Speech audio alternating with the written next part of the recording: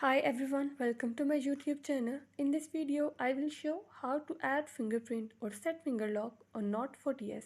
Before starting this video, please subscribe to this channel. Let's start our video without wasting any time.